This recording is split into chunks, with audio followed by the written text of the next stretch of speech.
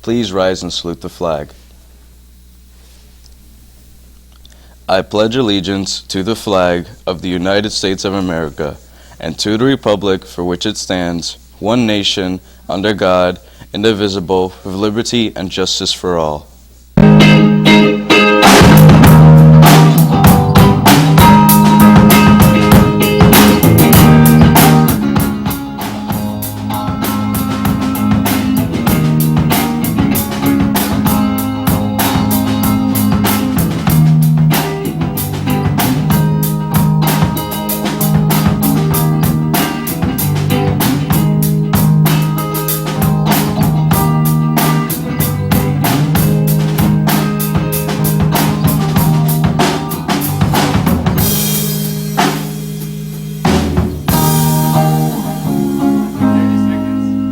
Good morning and welcome to RPtv. Today is Wednesday, November 13th, 2019. Greg Schiano, the former head football coach of the Rutgers, is on the verge of making a return to the university. And New Jersey's Governor Phil Murphy is making the final push. Rihanna has the report. Governor Phil Murphy is now involved in Rutgers' attempt to bring their former Scarlet Knight football coach, Greg Schiano, back on the field with the football team. It was an important discussion because state appropriations fund 22% of the budget of Rutgers. While the contract has been agreed upon, one requirement Schiano has in order to sign his return is still in the talks. Schiano is seeking a written commitment from Rutgers to construct a new football-only facility on campus. This would replace the team's current headquarters, and an indoor practice facility would be added. Rutgers has approved, but is yet to sign the final commitment. Schiano led the Rutgers football team into a frequent bowl participant before leaving in 2012. He inherited arguably the worst football program in the nation when he was hired, with the Scarlet Knights losing 4 straight seasons. Schiano, however, broke through, and the team reappeared in the 2005 Bowl, the program's second ever appearance. The Sheriff's Office in Union County is hoping to make some necessary improvements to its law enforcement program by replacing 2 canine officers. Callie has the details. The board had held the Union County Sheriff's Office is in the process of recruiting 2 new officers with 4 legs each. The 2 dogs would join the Canine Search and Rescue Unit, which works with various law enforcement agencies both inside and outside the county. The Canine Search and Rescue Unit's assignments include searching buildings, locating missing persons, and detecting narcotics. Their duties also involve bomb investigations and specialized patrol functions, according to the county's website. The website also notes that the services of this unit are requested by local police departments, prosecutor's office, and the county police within Union County, adding the Canine Search and Rescue Unit also services departments outside of Union County when requested. They also respond to calls which include providing assistance to the FBI, Drug Enforcement Agency, New Jersey State Police, U.S. Customs, U.S. Postal Service, and the U.S. Secret Service. The Sheriff's Office is requesting $14,900 from the county to purchase the dogs from Connecticut. The county freeholders will vote on whether to approve this purchase during their regular meeting on November 14th. Now it's time for announcements. Gay Straight Alliance is meeting on November 15th after school in room 18. All are welcome. Confidentiality is a must. Chess Club will be meeting Friday, November 15th in room 116. Oh, they already said that one. Okay. Anime Club, November 21st, room 105 after school. Tabletop Games Club will meet in the library after school on Wednesdays. Come check out a wide variety of board and card games. See Mrs. Amoroso or Miss Lemke for the details. Art Club and National Art Society will be meeting Fridays after school in room 102 during the school year. We are working on projects and sometimes exploring the media. Join us. French Club Bake Sale, today after school. Cause a scene for a good cause. Monday, November 18th. Blaze Pizza in Clark, New Jersey is hosting a Dine to Donate for Roselle Park High School Panthers Marching Band. They are donating 20% of the proceeds for whoever shows the flyer from 5 to 9 p.m. Monday, November 18th is pizza night. So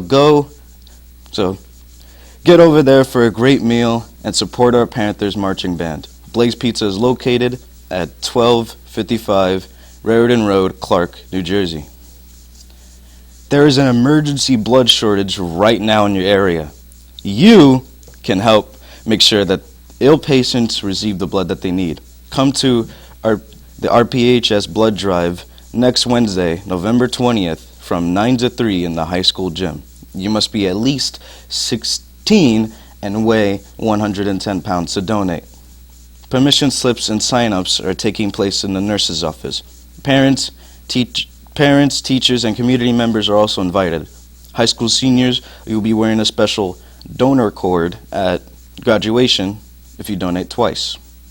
A French soiree at the Casanel Community Center on November 21st on 7 p.m. Enjoy French dishes and desserts. Mr. Williamson, the music teacher, and Madame Nezius invite all students. Roselle Park High School Student Pantry, the Thanksgiving food drive. There will be a non-perishable and canned food drive to collect food for the RPHS Student Pantry. You could drop donations off in the main office, nurse's office, and room 10. See Mrs. Arango with any questions. Collections for this drive will run until November 26th. The RPHS Theater Department is pleased to announce that the 2020 RPHS Spring Musical will be the Disney's Little Mermaid. Auditions will be held December 2nd and 4th at 5:30 p.m. Sign-up sheets and audition packets are located in the high school main office. All students that wish to audition must sign up. Fill out an audition packet, and bring the packet to the audition. See Mr. Wachowski, Mr. Dombrowski, and Mrs. Arango with any questions, or email musical director Doug Panetta at dpanetta@rpsd.org. Recent reports coming out of Major League Baseball have shed some light on possible cheating by the Houston Astros in the 2017 League Championship Series. Let's go back to Rihanna for that report. On Tuesday, the Athletics' Ken Rosenthal reported that the Houston Astros cheated their way into the 2017 World Series titles by using electronic equipment to steal signs. Among others who were victimized by the Astros, the New York Yankees were one of the teams who were affected by this, which led to their loss in the American League Championship Series. 4 people who were with the Astros in 2017, including pitcher Mike Fierce, said that during that season, the Astros stole signs during home games in real time with the aid of a camera positioned in the outfield. A feed from a camera in the center field, fixed on the opposing catcher's signs, was hooked up to a television monitor that was placed on a wall just steps away from the team's home dugout at Minute Maid Park, in the tunnel that runs between the dugout and the clubhouse. The Houston team employees and players would watch the screen and try to decode the signs, and they would then communicate the expected pitch via loud noise to the rest of the team. Hopefully in the near future, these things can be avoided because everyone deserves a fair game. Stay tuned. We will be right back.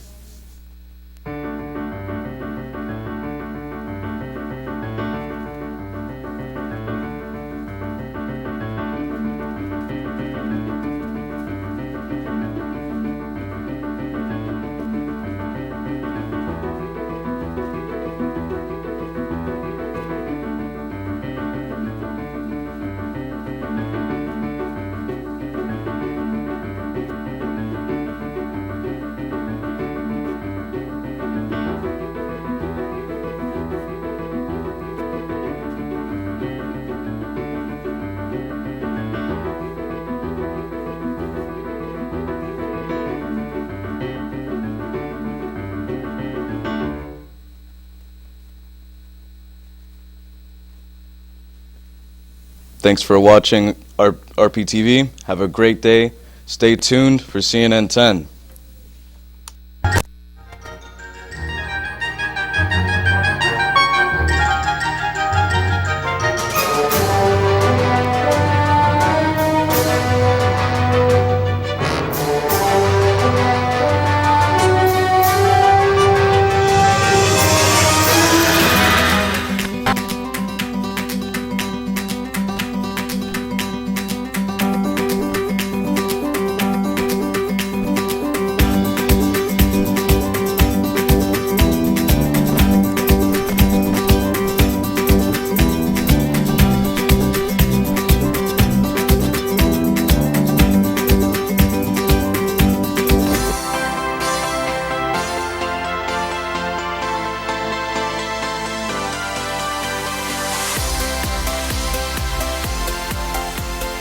Thank you for taking 10 to watch CNN 10. I'm Carl Azus at the CNN Center. We're happy to see you this Wednesday.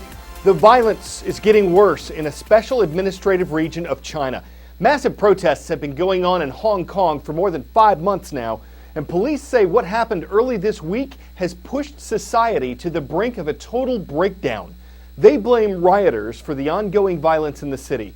Protesters blame police for using excessive force.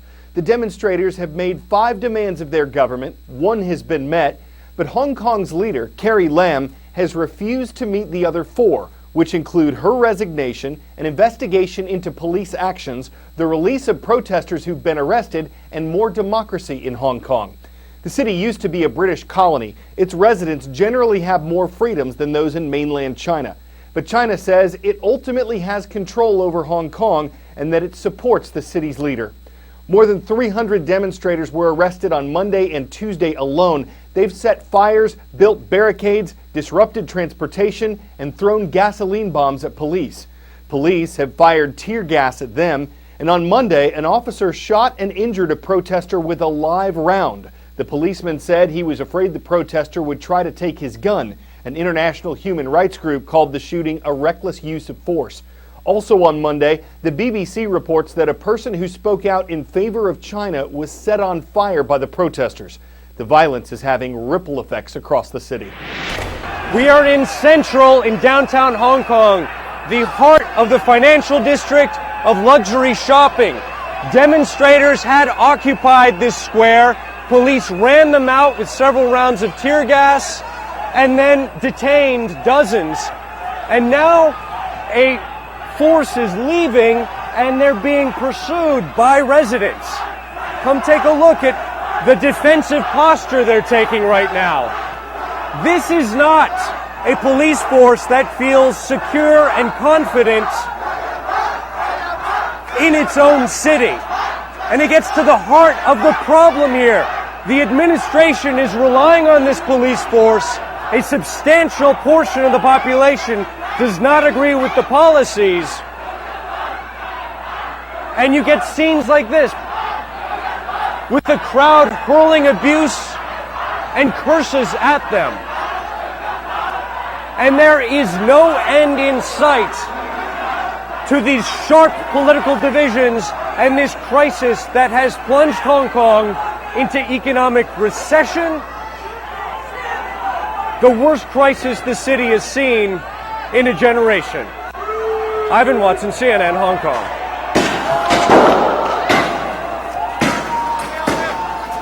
Ivan reporting at the moment tear gas was fired toward demonstrators.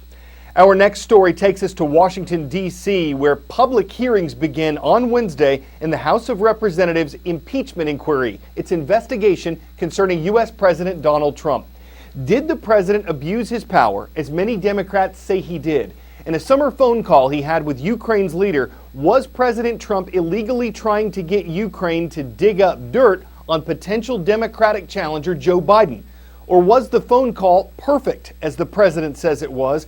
And is the House impeachment inquiry just a partisan attempt to hurt President Trump and his fellow Republicans in the 2020 elections?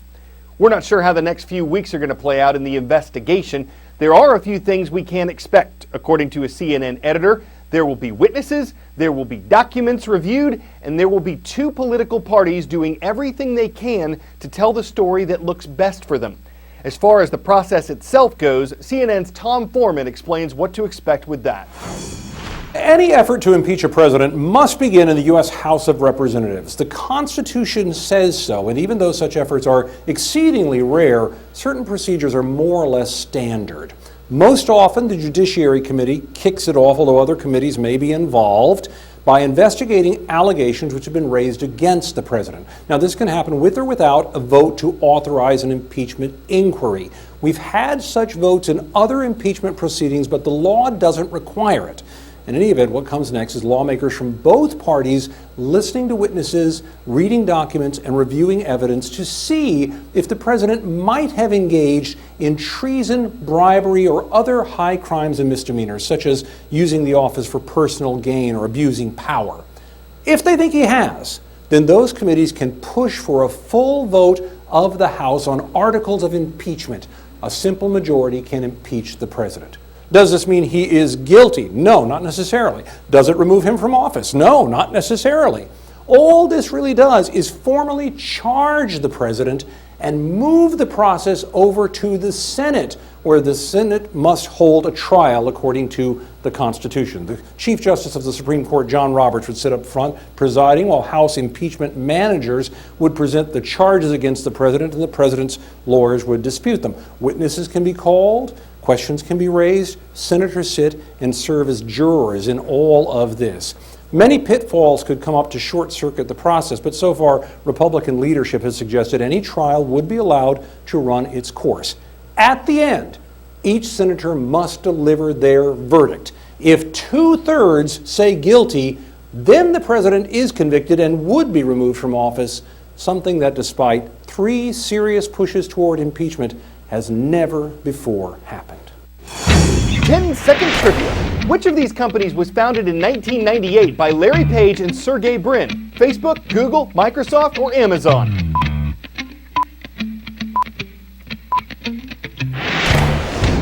The only one of these companies that Page and Brin founded in 1998 is Google. Next topic today involves Google, Ascension, and Project Nightingale. You know the technology company Google. Ascension is a nonprofit healthcare organization, and Project Nightingale is the code name for a partnership between Google and Ascension. It was first reported by the Wall Street Journal earlier this week. Why is this significant? Ascension is one of the largest hospital systems in America, and by teaming up with Google, it's allowing at least 150 Google employees to access the medical information of millions of Americans. Why are the two companies doing this? Google wants to be a major player in the U.S. healthcare industry. It wants a big share in that very large market. And Ascension is hoping Google's artificial intelligence technology will help doctors provide care by using patients' data to predict possible health problems. Google says the medical information it gathers will be kept separate from user information, like the websites people visit or the YouTube videos they watch. And it says it'll follow laws that keep people's health information and medical records private. So why is this controversial? Well, Google does not need to notify patients whose medical information it gathers, so they may not know if Google has accessed things like test results, birth dates, or diseases they've been diagnosed with. Like other tech companies, Google has been criticized and sometimes fined for illegally mishandling people's private information. And according to the Wall Street Journal, some Ascension employees have questioned how Google is collecting and sharing patients' information. Amazon, Apple, and Microsoft are also trying to increase their involvement in U.S. healthcare.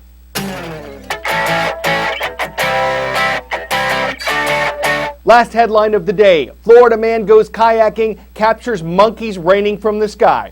Okay, they were actually raining from the trees. There are hundreds of rhesus monkeys that live in Silver Spring State Park, and a whole barrel of them apparently decided to swim across the Silver River while the man who captured this video was paddling by.